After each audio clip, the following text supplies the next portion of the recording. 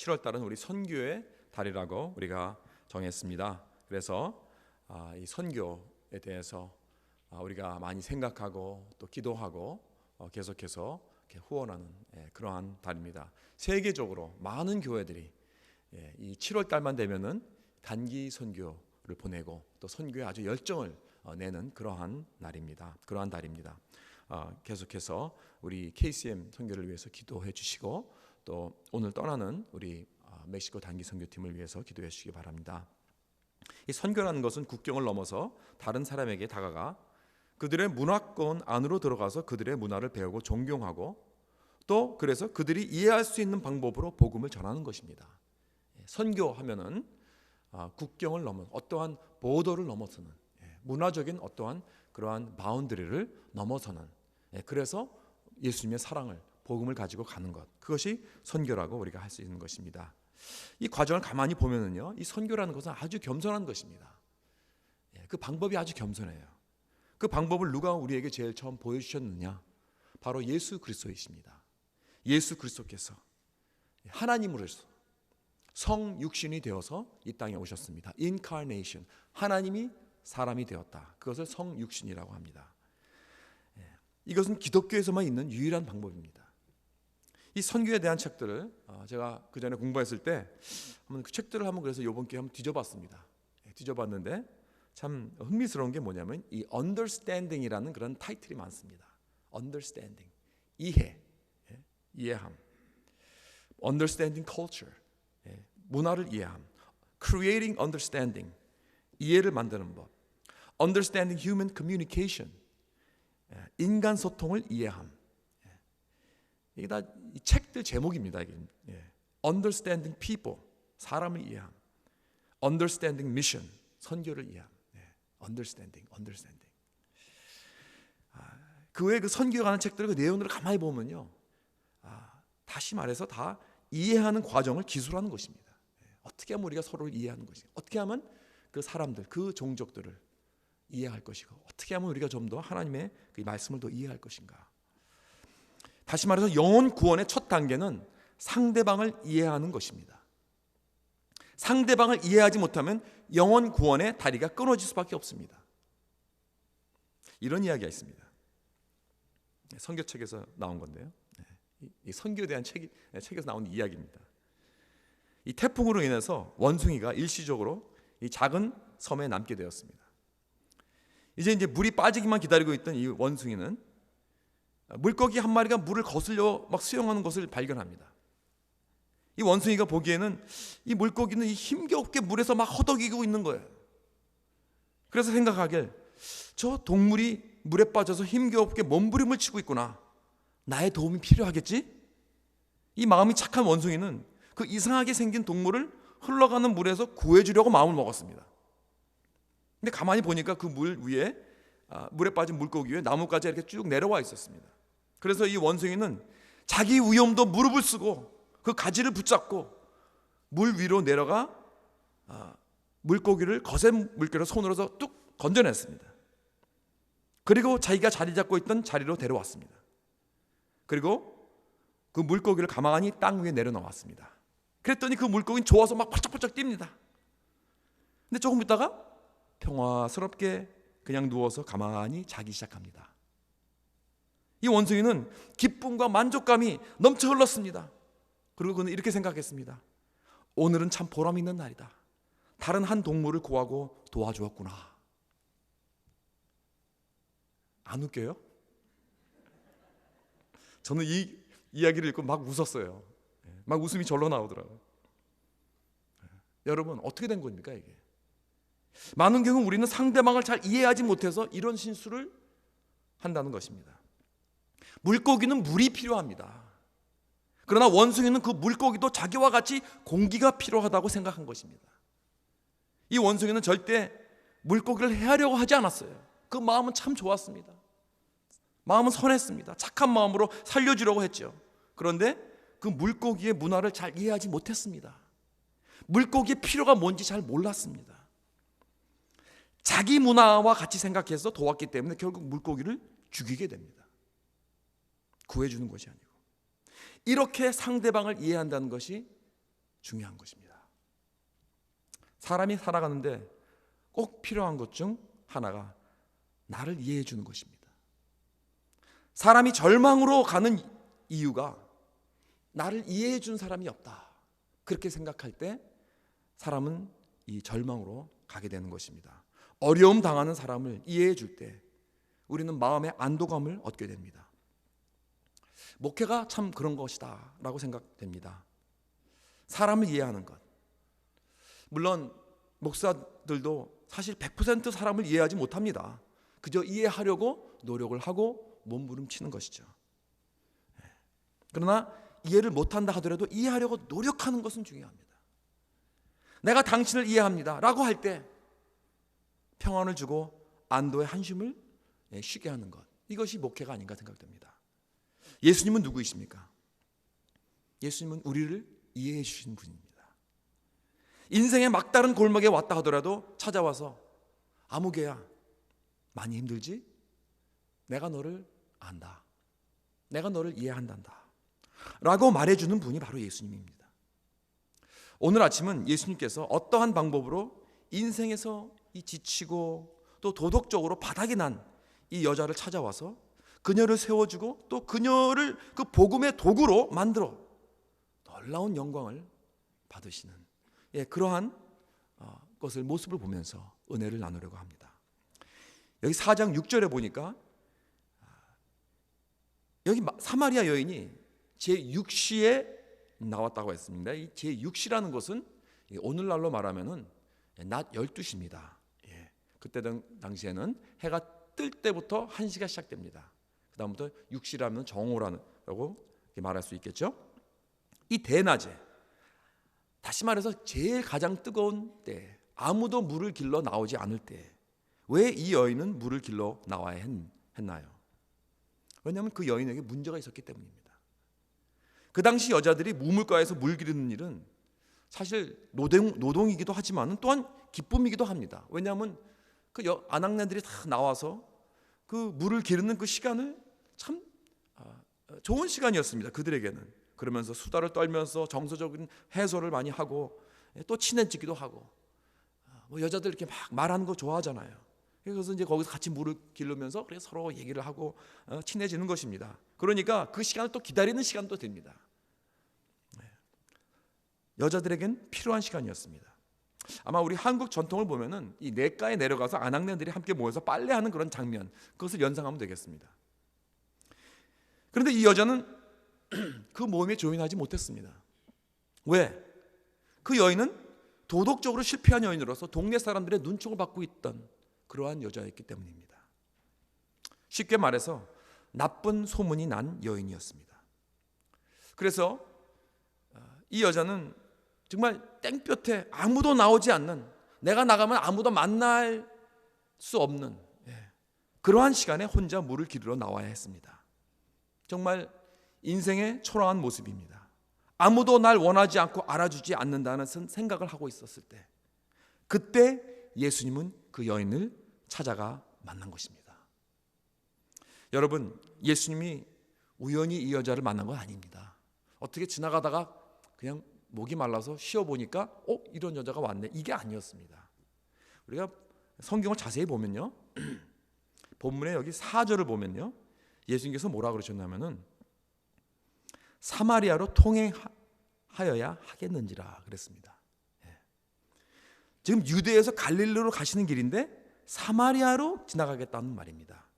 이 행로는 보통 유대인이 가는 행로가 아닙니다. 왜냐하면 유대인들은 사마리아인들과 상종하지 않았기 때문에 비록 지나가는 길입니다. 지나가는 길이지만은 삥 돌아서 갔다고 합니다. 왜냐하면 대면하기 싫으니까. 서로 아주 앙숙입니다. 아주 싫어했습니다. 그런데 예수님은 마치 무슨 사마리아의 어포인트ment이라도 있는 듯 그러한 투로 내가 오늘은 사마리아로 통하여야겠다, 그렇게 말씀하십니다. 그렇습니다. 예수님은 이 사마리아 여인을 만날 계획을 벌써 가지고 계셨습니다. 왜냐하면 그 여인의 처지를 만나기 전부터 벌써 다 이해하셨기 때문입니다. 여기 두 사람의 대화를 가만히 보면요, 참 예수님은 정말 다정하게, 부드럽게, 그리고 이해심이 많은 분이라는 것을 우리가 알 수 있습니다. 상대방은 이 도덕적으로 타락한 여자입니다. 아무도 상대해 주지 않는 그러한 자입니다. 그리고 상대방은 사마리아 여인이었습니다. 유대인과 상종도 하지 않는 그러한 여자였습니다. 그러니까 어디를 보아도 예수님과는 전혀 공통점이 없는 그러한 여자였습니다. 사회적으로나 지위적으로나 종교적으로나 도덕적으로나 어디를 보나 예수님과 이 사마리아 여인은 완전히 극과 극의 사람입니다. 이때 예수님은 만나서 어떻게 대화를 시작하는가? 물 좀 주쇼. 이렇게 시작합니다. 나 목이 마릅니다. 물 좀 주세요.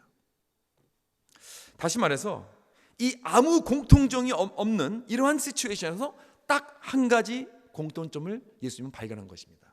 그것이 무엇이냐? 둘 다 목마르다는 것입니다. 나도 필요도 있고 너도 필요도 있다. 나도 인간이고 너도 인간이다. 그건 목마르다는 것이다. 이렇게 공통점을 찾아서 시작합니다. 이것이 대화의 시작입니다. 관계의 시작. 나도 사람이고 너도 사람이고 나도 지금 부족하고 너도 부족하다. 그때 마음이 열리기 시작하는 것입니다. 또 한 가지 예수님의 그 위치를 보세요. 예수님께서 지금 어떻게 하고 말씀하시고 계시죠? 서서 말씀하고 계시지 않습니다. 앉았다고 했습니다. 그렇죠? 앉으셨습니다. 낮은 자리입니다. 겸손의 자리. 예수님은 어디를 봐도 그녀보다 훨씬 높은 위치에 있었습니다. 그러나 그녀를 찾아왔을 때는 서 있지 않고 앉아서 그 사람을 대했습니다. 그 사람보다 오히려 낮게. 그 여자는 서 있었습니다. 반대로 예수님은 앉아 있었습니다. 그런 낮은 자리를 택하신 것입니다. 이런 어프로치로 관계의 다리를 놓는 것입니다. 하나님이 사람이 되어 오신 것처럼 말입니다. 이것이 선교입니다. 이것이 기독교입니다. 그리고 그 여인과 이제 맞대면서 그녀의 그 과거의 죄를 정죄하지 않았다는 것입니다. 그녀의 잘못된 라이프스타일에 대해서 공격하지 않았습니다. 오히려 그녀의 밑으로 들어와 공통점을 찾고 접촉을 합니다. 예수님이 이렇게 그 여인에게 대해 주었어요. 이것이 이해입니다. 이것이 신앙이요, 이것이 선교요, 이것이 기독교입니다. 그런데요, 많은 경우 마음이 아픈 것은 우리 경우는 나와 다른 사람을 잘 이해하지 못합니다. 특히 도덕성이 결핍된 사람을 잘 이해하지 못하고 이해하려고 들어 하지도 않습니다. 그래서 예수 믿는 사람들은 도덕성이 좀 낮은 사람들에 대해서는 아주 쉽게 공격을 합니다. 왜 그런지 아십니까? 남의 도덕성을 공격하면은 공격할수록 나는 아니다 이거예요. 나는 너보다 또 뛰어나다. 그런 의식이 생기기 때문입니다. 나는 의롭다. 내가 남을 지적하고 공격하고 비판하고 판단하고 하면서 나는 의롭다 하는 것을 나타내는 것이죠. 이것이 어떤 방법입니까? 다름 아닌 바리새적인 방법입니다. 바리새인들이 이런 식으로 했어요. 우리 이걸 기억해야 됩니다. 다른 사람을 정죄하고 비판할 수 있도록 하도록 우리는 더욱 바리새인과 같이 된다는 것. 예수님과는 정반대의 길입니다. 그렇기 때문에 대신 이해하려고 우리는 노력을 해야 됩니다. 여러분, 이해의 반대가 뭡니까? 이해의 반대는 오해입니다. 그죠? 오해. 오해하면 죄를 짓는 거예요. 예수님도 얼마나 오해를 많이 받으셨어요. 사람들은 모두가 다 예수님을 오해했습니다. 오신 목적을 오해했고 예수님의 의도를 오해했고 예수님의 사신 것도 다 오해했고 죽으신 것도 오해했어요. 태어날 때부터 오해를 해가지고 헤롯 왕이 죽이려고 했잖아요. 자기 자리를 빼앗을 그런 사람이라고 생각해가지고 어려서부터 예수님은 오해를 받고 자랐습니다. 마가복음 6장에 보면 예수님을 어려서부터 안 동네 사람이 뭐라고 그랬는지 아십니까? 이 마리아의 아들 목수가 아니냐? 그렇게 하고 예수를 배척했다고 했습니다. 여러분, 그 당시 사람을 이 엄마의 이름으로 부르는 건 그건 모독입니다. 아버지의 이름으로 불러야죠. 요셉의 아들 아니냐 이렇게 불러야죠. 그런데 마리아의 아들이라고 했던 건 무슨 뜻이냐면은 넌 사생하다는 거예요. 맞긴 맞죠. 사실 요셉의 아들은 아니죠. 성령으로 잉태하셨으니까. 그러나 생각해 보세요. 얼마나 어려서부터 예수님께서 동네에서 사생활하고 수모를 받고 자라셨는지. 그리고 나중에는 예수님의 죽음도 오해를 받았습니다. 자기의 죄를 위해서 십자가에서 죽으셨는데 아무 의미 없이 죽었다고 사람들은 비난하고 조롱했습니다. 다 오해한 거죠. 여러분, 왜 사람들은 오해를 합니까? 두 가지 이유가 있다고 생각합니다. 첫째, 잘못된 정보 때문에 오해합니다. 사실이 아닌 것을 가지고 근거가 없는데 그것을 믿어버립니다. 인간은 죄인이기 때문에 우리는 진실을 잘 믿으려고 하지 않아요. 그런데 거짓은 참 잘 믿습니다. 체크도 해보지 않습니다. 거짓은. 이걸 뭐라고 하는지 아십니까? 어리석은 거예요. 어리석은 거. 지혜롭지 못한 것입니다. 그런데 반대로 진실은 잘 받아들이려고 하지 않습니다. 진실은요 자꾸 확인하고 또 확인하고, 그래도 설마 예수님께서 우리의 모든 죄로 사해 주셨다고 그랬는데도 받아들여지질 않아요. 그럴 수가 있느냐. 어떻게 예수 믿으면 천국 그럴 설마 그렇게 쉬울까? 구원 얻는 게. 그러면서 자꾸 받아들이지. 이것이 왜? 죄악의 근성이기 때문입니다. 우린 잘못된 정보를 가지고 오해를 합니다. 그리고 또 오해하는 이유는 몰라서 오해를 합니다. 여러분, 난 몰랐다라고 핑계하지 못합니다. 난 몰랐기 때문에 어쩔 수 없었다. 여러분, 그래도 모르는 것도 죄입니다. 몰라서 죄 짓는 건 많잖아요. 여러분, 이 몰라서 죄 짓는 것, 예수를 못 박은 사람들, 그 사람들이 알고 못을 박았습니까? 모르고 못을 박았습니까? 예수님께서 이렇게 기도하셨잖아요. 아버지여, 저들을 사하여 주시옵소서. 자기의 하는 것을 알지 못함이니라. 여러분, 이렇게 예수를 못 받은 자들은 어떤 죄를 지고 있었냐면 알지 못하는 죄를 지고 있었던 것입니다. 이게 제일 무서운 죄예요. 알지 못하면 예수님까지도 못 박을 수 있다는 것입니다. 이렇게 무식하면 용감한 거예요. 그래서 선동에 이끌려서 그냥 따라가는 거 아닙니까? 선동에 휩쓸리게 되면 별의별 악을 다 저지를 수 있다는 것입니다. 모르니까. 그렇죠. 그래서 모를 때는 그냥 빠지는 게 좋습니다. 조용히 하는 게 상책이에요. 모를 때는. 모르는 사람이 나서서 떠들고 막 난리치면 그걸 뭐라 그럽니까? 우리는 참 저 사람 바보스럽다, 지혜롭지 못하다, 뭘 안다고 저렇게 한심하다고 말합니다. 예수님께서 이렇게 이해해 주시니까 사마리아 여인에게 변화가 왔습니다.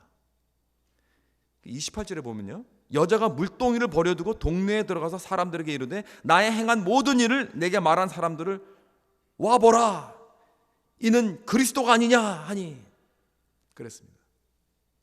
이 여자는 사람들을 만나기 싫어하는 여자였습니다. 그런데 예수님을 만나고 이해를 받으니까 놀라운 변화가 온 거예요. 와보라, 이는 그리스도가 아니냐. 물동이도 버려두고 말이에요. 자기가 누군지도 잊어버렸어요. 마을 사람들의 비난만 받고 그렇게 산 여자였는데, 이 동네 사람들에게 많은 상처를 받고 살았던 여자였는데,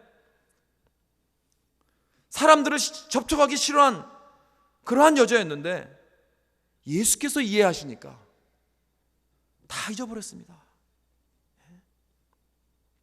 자기를 미워하고 증오했던 그러한 마을 사람들에게까지 달려와서 나의 행한 모든 일을 내게 말한 사람을 와 보라, 이는 그리스도가 아니냐. 놀라운 변화가 일어났습니다. 그때 마을 사람들은 깜짝 놀랐을 거예요. 아니, 이 여자가 도대체 어떻게 된 것인가. 놀라운 변화가 왔습니다. 이 여인은 이제 다시 삶으로 돌아온 것입니다. 마음에 불이 붙었습니다. 그 삶에 놀라운 익사이트먼트가 다시 돌아온 것입니다. 그리고 그뿐 아니라 복음의 도구가 되어버렸습니다. 삶의 목적을 다시 찾은 것입니다. 왜? 예수님께서 이해해 주셨기 때문에. 그래서 찾아왔기 때문에. 사랑하는 성도 여러분, 우리 서로 판단하고 공격하지 맙시다. 좀 더 넓은 마음으로 이해합시다. 특히 나와 문화가 다른 사람들이 교회 안에 들어왔을 때 그들을 좀 이해하십시오. 받아주십시오. 예수님께서 그렇게 하셨습니다. 그 당시 모든 죄인과 창기와 세리들을 다 받아주셨습니다. 그랬기 때문에 바리새인들의 그 미움을 산 거 아닙니까? 예수님이. 그렇기 때문에 바리새인들이 화가 난 거예요.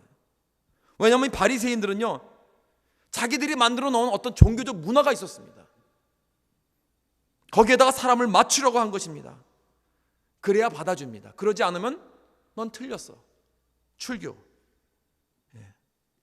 그런데 그 만들어 놓은 것, 그 종교적 문화, 즉 뭐 머리는 어떻게 해야 되고, 옷은 어떻게 입어야 되고, 밥 먹을 때는 어떻게 먹어야 되고, 금식은 어떻게 해야 되고, 성경하고는 전혀 관계가 없는 것들, 그런 규칙과 규례들을 만들어 놓고 그 기준에 사람들을 갖다가 맞추어서 틀리면은 죄인들이라고 레이블합니다.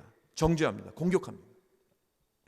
문제는 오늘도 교회 안에 이런 바리새적인 요소들이 많이 있다는 것입니다.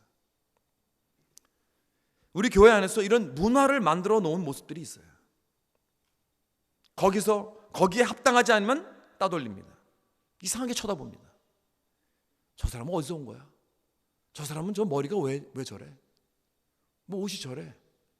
특히 우리 자라나는 자녀들, 전혀 우리와 문화가 다른 우리 자라나는 자녀들이 좀 뭐 귀걸이를 하고, 좀 머리를 좀 색을 들이고, 뭐 이상하게 옷을 하고 들어오면은 인상을 찌푸리고, 눈총을 좀. 여러분, 그들이 모르는 것 같습니까? 다 압니다. 이 사람들이 나를 지금 이상하게 쳐다보고 있구나. 자기를 이상한 사람들로 취급한다는. 그렇기 때문에 세상 사람들이 그래서 교회에 들어오기 원치 않는다는 것입니다. 그러지 않아도 힘든 세상인데 왜 교회까지 가서 이 모습 이대로 가도 세상의 짐을 풀을 수 있어야죠. 그런데 왜 교회까지 가서 그런 눈치를 받습니까? 이런 말이에요. 여러분, 그것이 우리 예수님의 메시지입니까? 세상 사람들 향해서?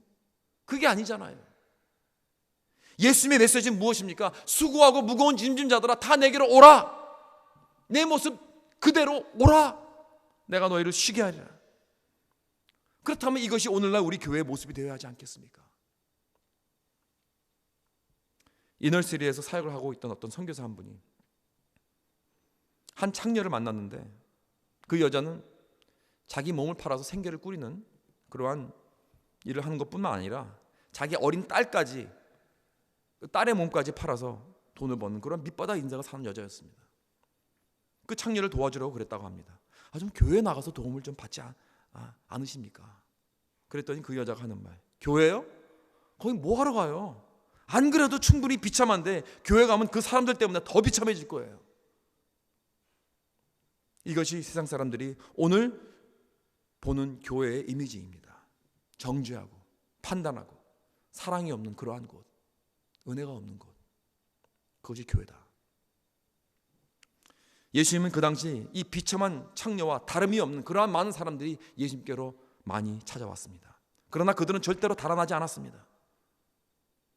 자신이 비참하면 비참해질수록 더욱 예수님을 피난처로 삼았던 것입니다. 왜 그랬습니까? 왜냐하면 예수님은 그들을 받아주었기 때문에, 이해했기 때문에, 그야말로 예수께로 와서 쉼을 얻었기 때문입니다. 그러나 오늘날 왠지 그의 몸된 교회는 그들과 같이 비참한 인생들은 쉼이 없다는 것입니다. 교회에 와서 오히려 어깨가 무겁고 억눌림을 받고 돌아오게 된다고. 교회가 그래서 되겠습니까? 그런데 정말 놀라운 것은요, 우리가 서로 정말 다 벗어놓고 보면은 속은 다 같다는 것입니다. 예수님께서 바로 그것을 지적하시고 보여주셨어요. 이 종교인, 바리새인들, 겉으로는 종교적이고 거룩해 보이고 깨끗해 보이고 하나님과 가까운 그러한 자들로 보이는데 실제로 그 안은 더럽고 추악한 것들이 들끓고 있다는 것입니다. 예수님을 죽이려고 하고 있었잖아요. 그러한 악이 도사리고 있던 그러한 사람들입니다. 그러나 이 죄인들이나 이 세리나 창기들은요, 속과 겉이 그래 같아요. 똑같습니다.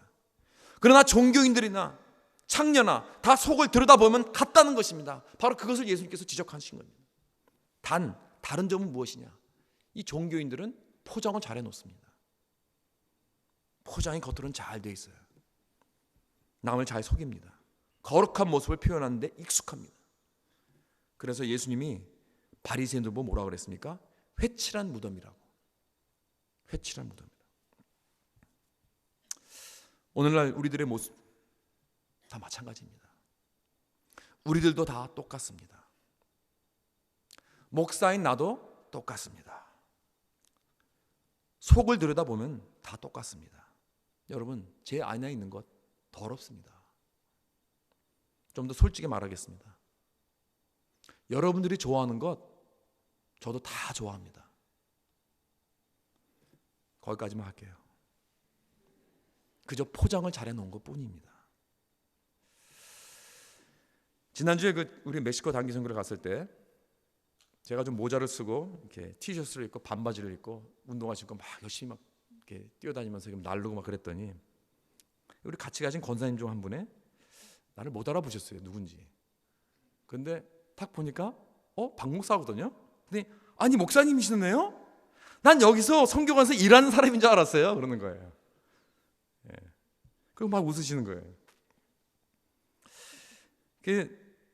제가 그때 무슨 생각했는지 아세요? 내가 정말 성도들을 잘 속이고 있구나. 진짜 이게 내 모습인데. 머스마 스타일. 그게 제 스타일입니다. 사실. 그저 포장을 잘한 사람입니다. 우리 모두가 다 그런 것 같습니다. 저는 그런 면에서 이 사도 바울의 그 솔직함 정말 감사합니다.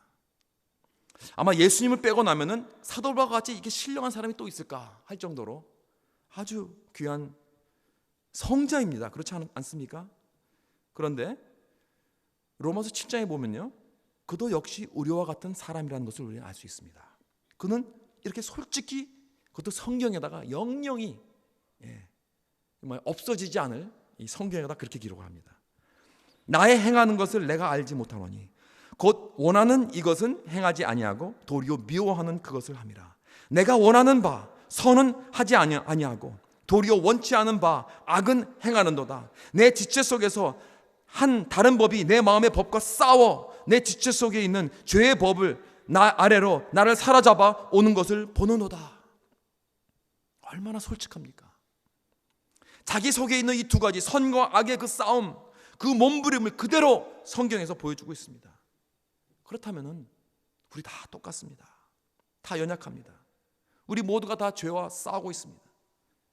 내가 만약 이 세상의 유혹에 넘어가지 않았다면은 그건 간신히 그렇게 된 겁니다. 그리고 그건 하나님의 전적 은혜입니다. 내가 남들보다 더 잘나서 그게 아니에요.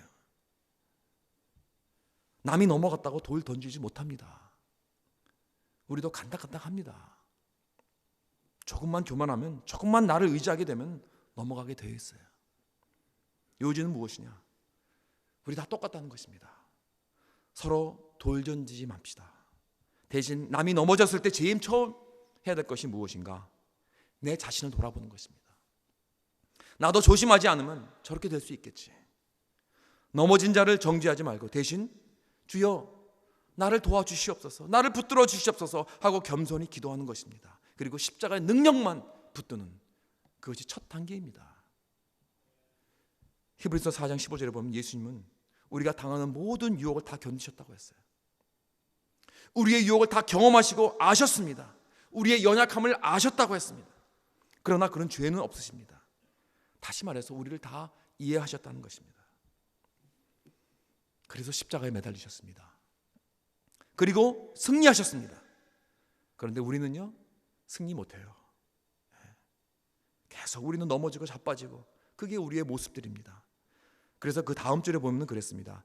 그러므로 우리가 긍휼하심을 받고 때를 따라 돕는 은혜를 얻기 위하여 은혜의 보좌 앞에 담대히 나갈 것이니라. 그렇기 때문에 우리는 더욱더 십자가를 붙드는 수밖에 없습니다. 그렇기 때문에 예수님께서 우리에게 십자가를 주신 것이고, 그렇기 때문에 우리는 십자가만 붙들고 나갈 수밖에 없는 것입니다. 지난 금요 저녁에 우리 배웠죠. 우리의 옛사람은 예수와 함께 십자가에 못 박았습니다. 그 십자가에서 우리 죄의 몸이 멸하여졌다고 했습니다. 그래서 우린 죽는 날까지 십자가가 필요한 것입니다. 주여, 십자가 보혈로 나를 씻겨 주시옵소서. 주의 긍휼이 필요합니다. 주의 돕는 은혜를 주시옵소서 하고 오직 그 은혜를 붙드는 것뿐밖에 없습니다. 그리고 또 하나님은 우리에게 성령을 주셨습니다. 로마서 8장 3절에 육신으로 말미암아 연약하여 할 수 없는 그것을 하나님은 하시나니 그랬습니다. 나는 연약하기 때문에 helpless, 할 수 없습니다. 그럴 때 성령께서 나에게 능력을 주셔서 할 수 있게 하시는 것입니다. 이 성령은 헬라어로 helper라는 뜻입니다. helper, 돕는 자, 남을 돕는 자, 대변자. 여러분, 하나님은 우리를 이렇게 이해하셨습니다. 우리가 유혹에 넘어가고 넘어지고 자빠질 줄을 다 아셨기 때문에 예수님을 보내시고 십자가를 주신 것입니다. 하나님은 우리의 연약함을 이해하셨습니다. 그렇기 때문에 우리에게 성령을 주신 줄 믿으시기 바랍니다. 우리를 돕기 위하여. 이렇게 남을 이해하면 그에게 가장 필요한 것을 주게 되어 있습니다. 그래서 이해가 필요합니다. 이해는 그 사람이 필요한 것을 주기 때문입니다. 그 사람이 필요한 것은 용서입니다. 능력입니다. 만족, 행복, 자유. 여러분, 이런 것을 어디서 얻을 수 있겠습니까? 복음밖에 없습니다. 그렇기 때문에 복음이 우리 모두에게 가장 필요한 것입니다. 사랑하는 성도 여러분, 넘어진 사람이 필요한 것은 복음입니다. 십자가요, 성령입니다. 그 사람에게 도움이 되어 주십시오. 감싸주세요. 십자가를 지어주세요. 우리는 가끔 어려움을 당한 사람을 보면은 그냥 쯧쯧쯧 안 됐다. 그리고 거기서 끝나버립니다. 그러나 거기서 한 단계 더 나가는 것입니다. 그리고 찾아가지고 만나주고 전화해주고 위로해주고 그리고 그 십자가를 같이 지는 것입니다. 그래야 복음의 씨가 뿌려지는 것입니다. 이해합시다. 오직 그 길이 영혼을 살리는 것입니다. 마지막으로 오래전에 제가 이런 글을 읽은 적이 있습니다. 어떤 목사님이 식당에서 음식을 먹는데 그 웨이트레스가 그렇게 퉁명스럽게 불친절하더랍니다. 그래서 먹고 나서 이제 계산서를 보니까 한 15불이 나왔는데 그래서 목사님 기분이 얹혀져가지고 그냥 팁을 놓을까 말까 망설이고 있었는데 그리고 15불이니까 제대로 놓으려면 한 2불은 놔야 되지 않습니까? 그래서 2불을 놓으려고 하는데 마음에 성령께서 편한 마음을 주지 않으셨답니다. 그래서 그 자리에서 성령과 대화를 했다고 합니다. 성령님, 2불 너무 작습니까? 3불 놓을까요? 네, 아니다. 4불 놓을까요? 아니다. 목사님이 좀 화가 났습니다. 홧김에 그럼 10불을 줄까요? 그랬더니 그래라 그러시는 거예요. 성령이. 너무 억울하잖아요. 종업원에게 좋은 대접도 받지 못하고 이 15불짜리 음식 하나 먹어놓고선 10불 팁을 내면 어떡합니까? 그래도 순종하는 마음으로 10불을 탁 내고 나갔답니다. 그랬더니 이 웨이트레스가 막 따라 나왔습니다. 하는 말이 혹시 착각하고 너무 많이 준 거 아니냐고. 어떻게 팁을 10불씩 주십니까? 그렇게 물었답니다. 그랬더니 그 목사님이 웨이트레스에게 답하길 10불 팁 맞습니다. 당신을 보니까 좀 힘들어 보여서 좀 더 드렸습니다. 목사님이 이 웨이트레스에게 당신 서비스 엉터리야, 틀렸어 이렇게 말하지 않았습니다. 좀 보니까 힘들어 보여서 이렇게 말을 했습니다. 정말 신사이시죠? 그랬더니 이 웨이트레스가 그러더는 겁니다. 저도 서비스를 잘 못한 거 알고 있습니다. 죄송합니다. 그러면서 그 이유를 대는 거지. 어제 저녁에 남편이 나와 아이를 버리고 집을 나갔습니다. 그래서 제가 제대로 일을 할 수가 없었습니다. 그런데 선생님께서 이렇게 친절을 베풀어 주셔서 위로가 됩니다. 이때 목사님이 자기가 목사이는 것을 밝혀주셨습니다. 그리고 그 웨이트레스를 위해서 기도해주고 싶다고 했더니 기도를 받겠다고 하는 거예요. 그래서 간절히 기도해주고 났더니 그 웨이트레스가 변화가 일어나서 복음까지도 받아들였다는 것입니다. 이해심이 사람을 건져줍니다. 우리는 남이 나를 이해해 주길 바라고 원하지만은 진정 남이 이해가 필요할 때 나는 이해해 줍니까? 예수님은 이해하심으로 하나로서 이 사마리아 여인을 구해 주셨습니다.